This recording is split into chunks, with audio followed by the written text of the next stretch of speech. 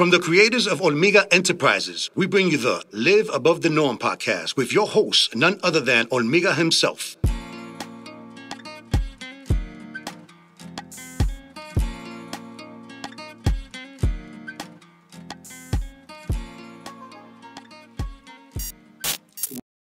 Before we get started, I want to thank everyone who took the time to listen to the introduction and subscribe to the YouTube channel.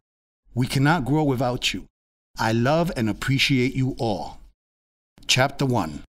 Applying levels to create a balance. When you hear this sound, it's time to pay extra attention. Have you ever felt a little off and don't know why? Something is bothering or starting to annoy you and you can't figure out where it's coming from? Do you go to sleep in a bad mood? Do you have unpleasant dreams? Are you tossing and turning at night? Do you wake up grouchy? Chances are that something is not balanced in your life. We must find balance in everything we do. If you are a person who likes complications or chaos, then this will be hard to accomplish because most imbalances are caused by doing too much, not enough, or nothing at all. Trying to manage unnecessary weight can slowly tear us apart. We must recognize when and where to make an adjustment.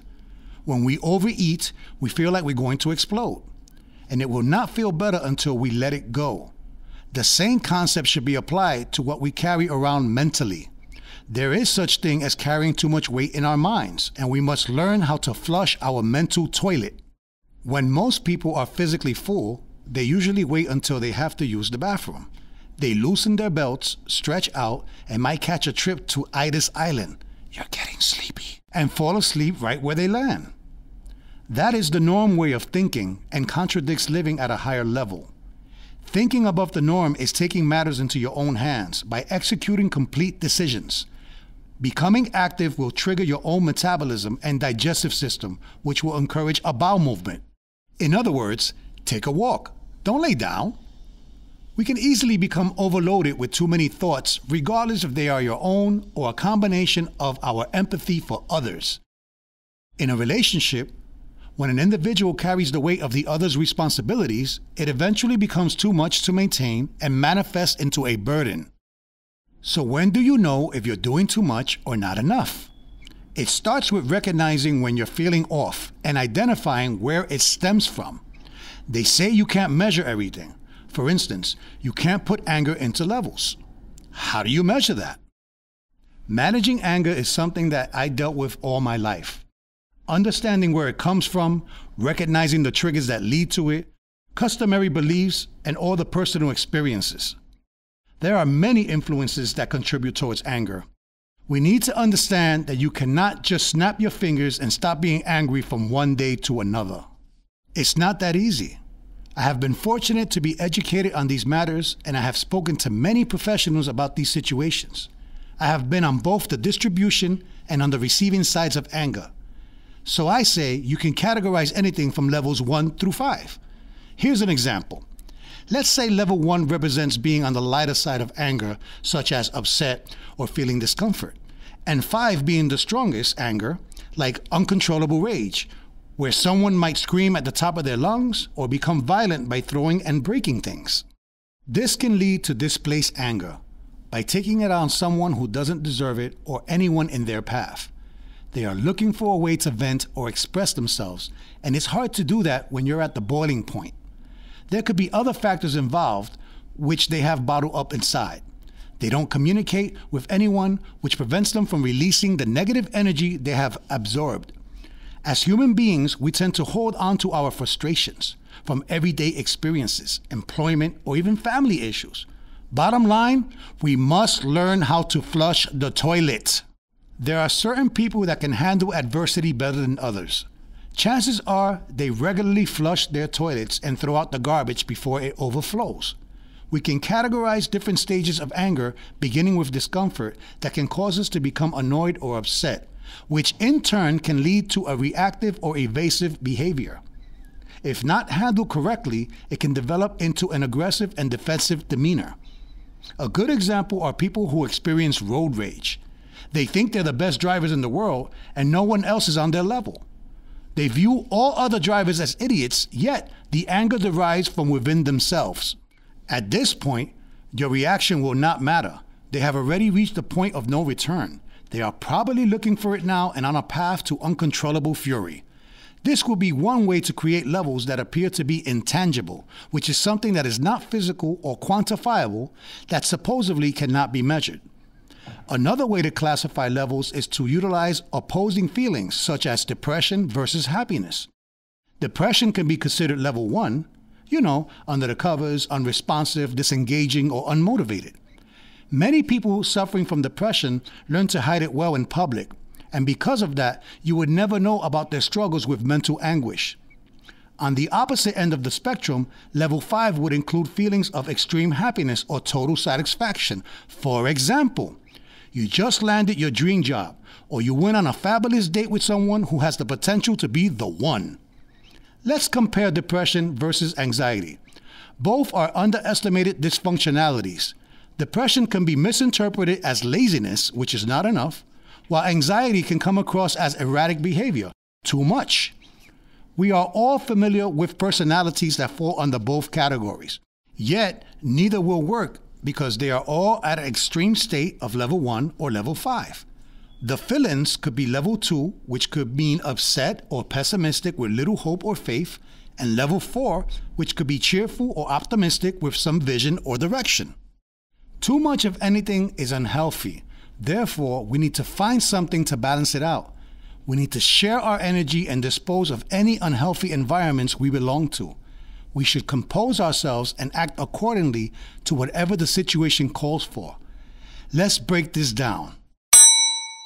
What if we say that depression is level 1 and then rage is level 5, where both can be overwhelming? Then we must find the balance between them. Can we use happiness as the median? Well, if level 2 is sad or unhappy and level 4 is angry or upset, then what is left over? A happy median. Ask yourself this question as a homework assignment and try to be honest. Where do you fit between the levels of fragile and indestructible? Let's think above the norm. You must maintain yourself at level 3 to keep a balance at the midpoint. This is living above the norm. This takes some practice and patience. If you focus and apply the right amount of effort, it will allow you to start measuring the energy usage correctly, and it becomes less of a chore. In future segments, we will practice classifying levels, then applying the right force of energy, followed by motivation. If completed in this order, you will have the opportunity to see how things work from a different perspective. You have now prepared yourself to identify and take advantage of the opportunities that were always there, but you just couldn't see. This is living above the norm. If you move around like a tornado, you won't be able to slow down fast enough and you might overreach and miss your targets completely while destroying everything in your path. That is doing too much. There are circumstances in which you must accelerate and put the pedal to the metal, but others require less effort. Some people are overachievers and they push too hard even when things are simple. Then there are people that treat difficult situations very nonchalantly as if nothing is really happening. The correct sense of urgency is not being applied. They underplay the situation and destroy any chance of succeeding. Your estimation should be strategically calculated in order to apply the right effort and achieve your desired results. This is what we define as balance. We will not be able to maintain a balance if we do not understand and apply levels to everything we do. Like a game of billiards, you can choose to play it safe if you're ahead, but this strategy allows your opponent to gain ground on you. For example, when you're down to the last ball, you want to position the ball as close to the last pocket as possible, potentially setting up the winning shot. This could avoid becoming overzealous towards your goal, but it may also force your opponent to play defensively and attempt to block your path. Are we paying attention? Are we still talking about a game of pool? Do not allow yourself to be consumed with this analogy and focus more on thinking above the norm. What do you gain to lose or lose to gain? What leverage did you acquire from this situation? Psst. Leverage is another chapter. If we understand how to recognize when we are doing too much or not enough, life becomes much smoother. Use your experiences to calculate levels and measure them based on the variables or the factors connected to them. This is where the insanity factor comes into play, and you want to try something different for an alternate ending, to avoid going in circles. We give up too much because we don't want to be lonely. It is not that you're lonely. You're surrounding yourself with those who are not on the same level and do not share the same energy. They're not wired or built like you. In reference to tangible versus intangible, we need to understand that tangible is something physical that you can touch, measure, or evaluate through statistics. Let's look at the sport of basketball and the statistic of field goal percentage as an example. If 10 shots are attempted and 5 of those shots are successful, you will achieve a field goal average of 50%. Another example would be how many total points scored divided by how many games played will show average points per game. Now let's explore an example of an intangible.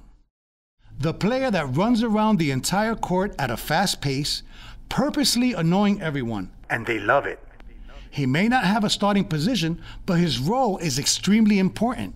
His goal is to distract other players by moving around without the ball, attracting attention to himself and not allowing anyone to get past their team.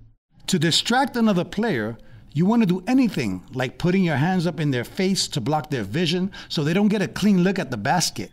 That is an intangible. Such an important role, yet it's hard to give them credit for it. You can apply levels to anything. Here is some food for thought. The 6th Man of the Year award was intended to recognize the best player in a supporting role. Other candidates may finish with better statistics, but it's the intangibles that lead to starring roles and a brighter future. This award was not recognized until 1983. So, was it considered an intangible prior? More statistics in sports are becoming irrelevant to the game itself. A prime example in baseball is how they measure bat speed, ball velocity, and home run distance. They have done away with playing small ball to entice the oohs and ahs of their fans. However, none of these statistics will help a team reach its goal and win the ball game. In conclusion, whether you level up or down to find a balance, you must identify the pieces to the puzzle. You need to identify your strengths, your weaknesses, potential opportunities, and possible threats. This is a technique utilized in business called a SWOT analysis. I find that running your life like a business is the most effective way to create sustainability, which is absolutely the key to the overall goal, which is total wealth management. It takes a true leader to facilitate this process successfully. So stay in your lane. My last words of wisdom for today are, the day you plant the seed is not the day you eat the fruit. It must grow with no shortcuts. You need good soil as the foundation, water to avoid dehydration, plenty of light for nourishment, and the right climate for energy. These factors create a balance through levels, and now you've got it. If you haven't already, click the red button to subscribe. Hit the thumbs up button if you like it, leave a comment, and please share it. It's the only way to receive random gifts and prizes. Don't forget to visit and register on our website, hormigaenterprises.com, HORMIGA enterprises.com.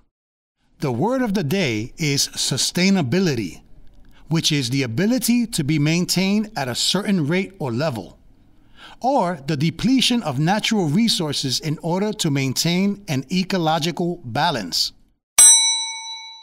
And keep in mind that it's okay to stay kind, but not blind to those who want to rob you of your precious energy. Let's remove this from our path.